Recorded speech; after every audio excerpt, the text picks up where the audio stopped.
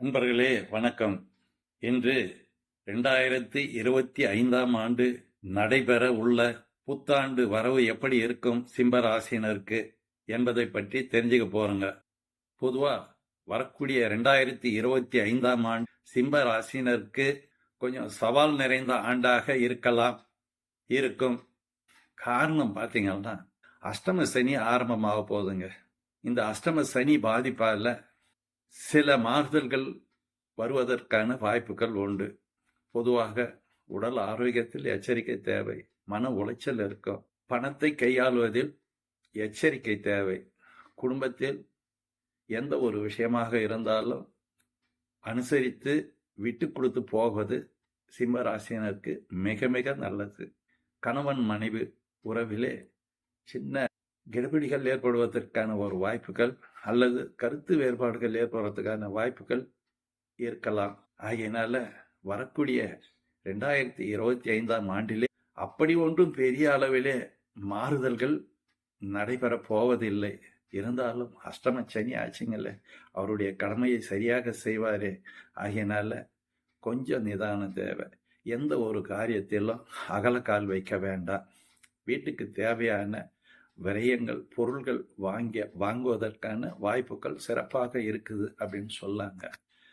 புதிய தொழில் எதுவும் நீங்க தொடங்க வேண்டாம் இந்த காலகட்டத்தில்.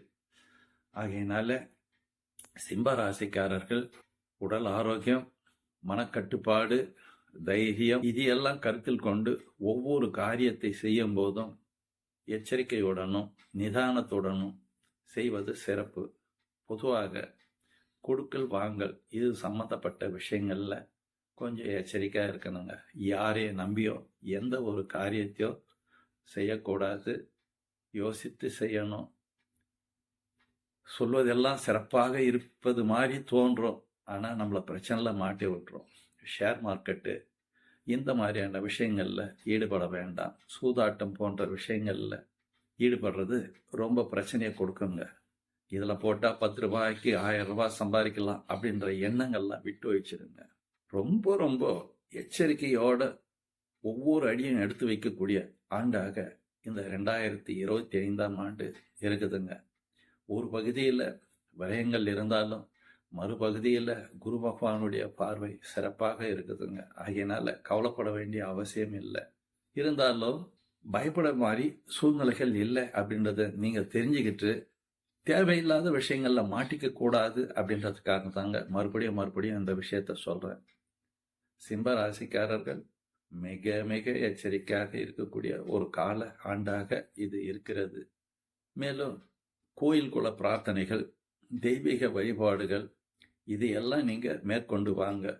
முடிந்த அளவுக்கு சனீஸ்வர பகவானை வழிபட்டு வாங்க. ஒவ்வொரு நாளும் வரக்கூடிய சனிக்கிழமையில காலையில் 6லிருந்து 7 மணிக்குள்ளாடி சனி பகவான் கோயிலை சுற்றுவது அல்லது நவகங்களை சுற்றுவது உங்களுக்கு ரொம்ப சிறப்பானதுங்க. எள் கலந்த தயிர் சாதத்தை ஒரு கவலமாவது காக்கைக்கு வைக்கணுங்க. உங்களுடைய பிறந்த நாள் அல்லது உங்களுடைய மகன் மகள் இந்த மாதிரி பிறந்த நாள் நல்ல விசேஷங்கள் வரக்கூடிய காலங்களில் அனாதை குழந்தைகளுக்கோ அல்லது முதியோர்களுக்கோ அல்லது ஊனமுற்ற நண்பர்களுக்கோ உதவுவது ரொம்ப சிறப்புங்க சிம்ம ராசிக்காருக்கு.